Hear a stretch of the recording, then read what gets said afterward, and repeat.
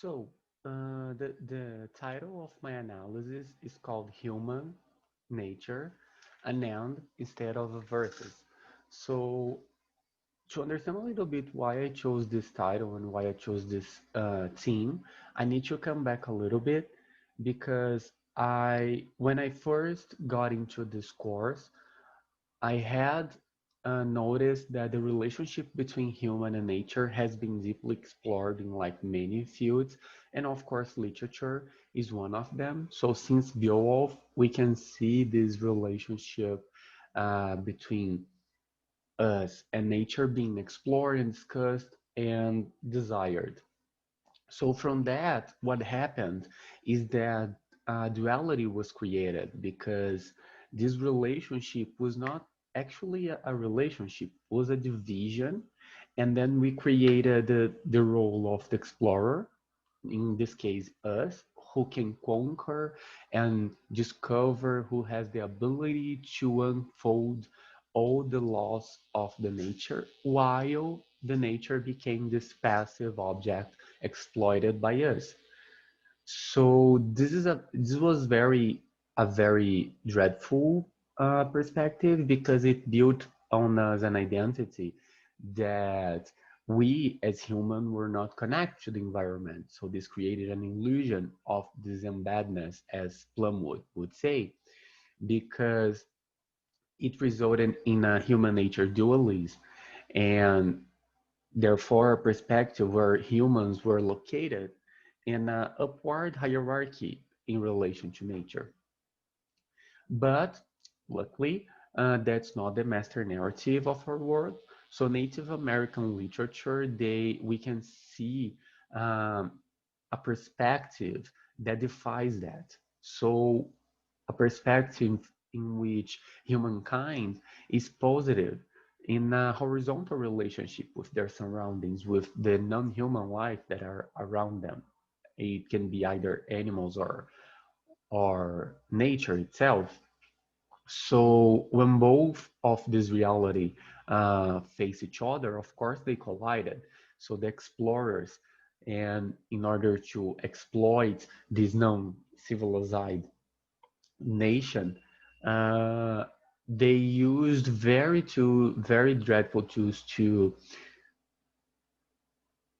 dismantle this dependency on nature that they have and to input an individuality identity in each one of them, because Native American systems did not have this notion of individuality, and they did not have this notion of hierarchy in relation to nature. And actually that's what I'm going to explore here today.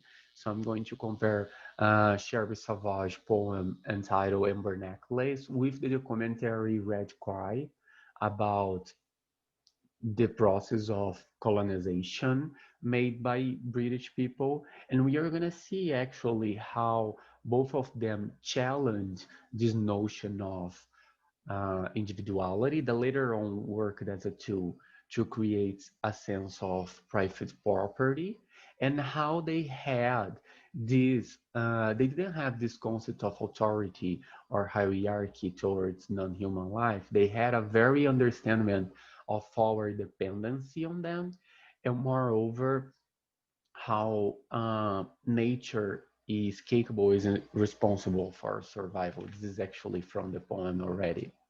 So, okay, let's begin.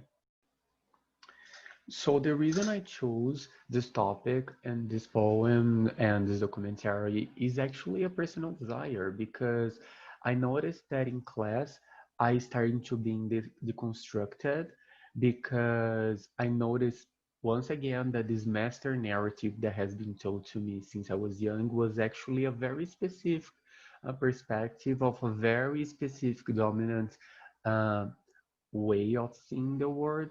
So I wanted to research about this and this people, this society, because I noticed that they represented this society that can create communities with other forms of life without actually damaging them. So this was something that was possible and that my heritage destroyed. So let's start with Sauvage. So During Savage's poem, I will try to discuss the ways she explores this horizontally between human and inhuman, or man and nature, and how this created a community with no separation and consequently no notion of hierarchy between those uh, both agents, and how this is achieved by this very rooted notion of heritage that the lyrical voice carries. So right at the beginning, she explores and she shows us a heritage, a wisdom that is achieved from nature. So she was inspired by ants, not by her father and her mother. The first point, she will do so during the poem, but when she's inspired by ants, she takes the sap. She shows here that other sources of heritage and other sources of respectfulness, because she is not only relying on what her father told her, but she's relying on what nature is teaching her. And also, I found very enthusiastic that she shows ants, because ants represents this form of society that is not uh, constituted of an individual. They are built on we and instead of an I, and we will see more of that on Red Cry. And apart from that, when the tree is leaking, she personifies this process, which is a natural process, but she personifies it, and she worries that the tree is hurting, which is a very human feeling. So she she projects that, she projects this hurt to show that she sees trees and nature at the same level of any other form of life. And we will see that on Red Cry, they do that when they project and they personify the presence of buffaloes. So she worries about it. And at the moment, the father says that no, it's just leaking. So we can see here a heritage, a notion of collectiveness and the creation of a community, I would say even a hybrid community, that nature inspired and taught the lyrical voice ancestors, who taught her father and who is teaching her now.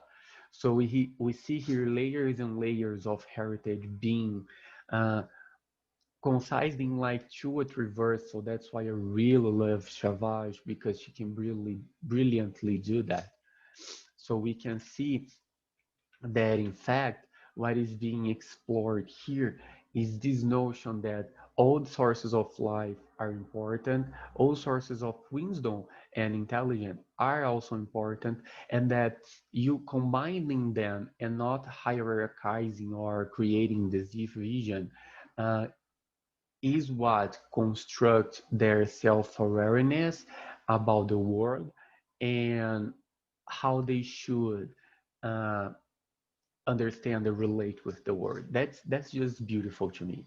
So now, so when we moved our focus to the documentary Red Cry, we can see actually nuances about the view on nature between British and Native American colliding.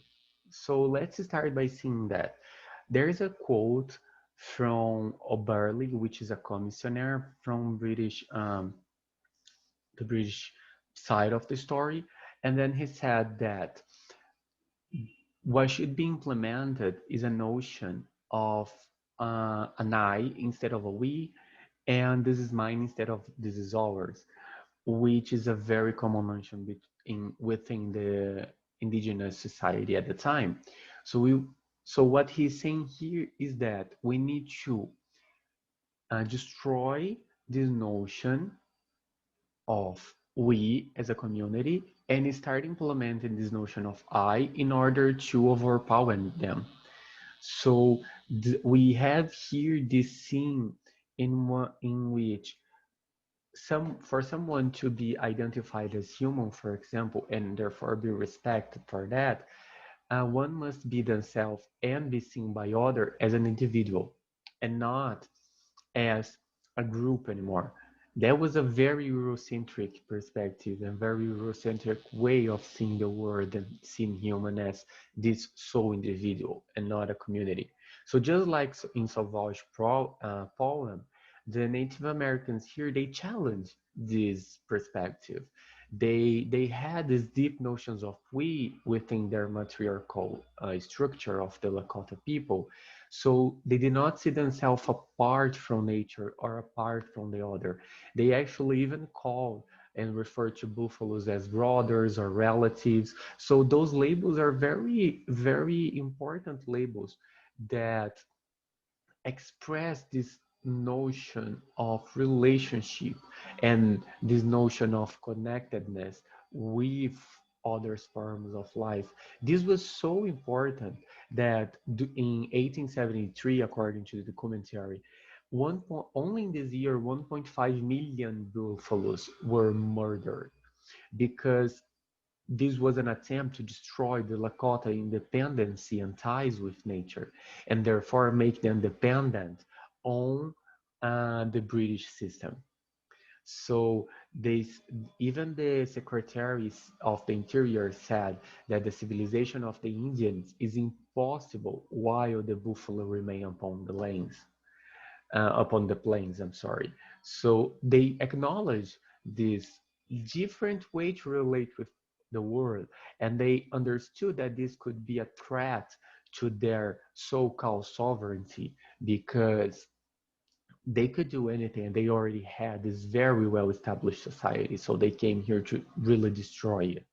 So, for example, what happened in 1887 when the division of common land started to input this private property concept in their minds, because as the narrator states that they, now we, the Lakota people, had no notion of ownership of the mother earth. So again, we have a very important label, mother, uh, being put in a non-human life. So they understood, just like Savage did, this dependency on nature and how nature is in fact the the one that is capable and responsible for our survival. So they did not have this notion at all of I am above land, I am above earth, and therefore I can exploit them because that's what British did. That was the core of their desire to destroy and crack this horizontal relationship. Because in order to own something, it is required the object of this passive object to be owned. So that's what they wanted. That's the kind of mindset that they wanted to input. While the Native Americans in both scenarios, they did not have that, and they just acknowledge that there's another form of life here, and we can and should live together because one is responsible for the preservation of the other. So that was it was a very different way of understanding how to relate with the surroundings. So with all things considered, it becomes possible to conclude how Native American writers like Savage, they express a much more logical notion of the relationship with other forms of life.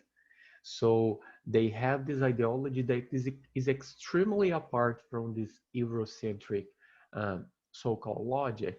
So both the author and the narrator, they express similar ideas of horizontal relationships with non-human life, uh, absorbing heritage and knowledge from nature and not only from human sources, and this notion of interacting with this nature instead of owning that, which led to possibilities of hybrid communities. So those are very good sources of uh, of works that can deconstruct our ideas of how men should and can relate with nature in a more logical way. So that was a very good experience, and thank you so much, Professor, for the readings.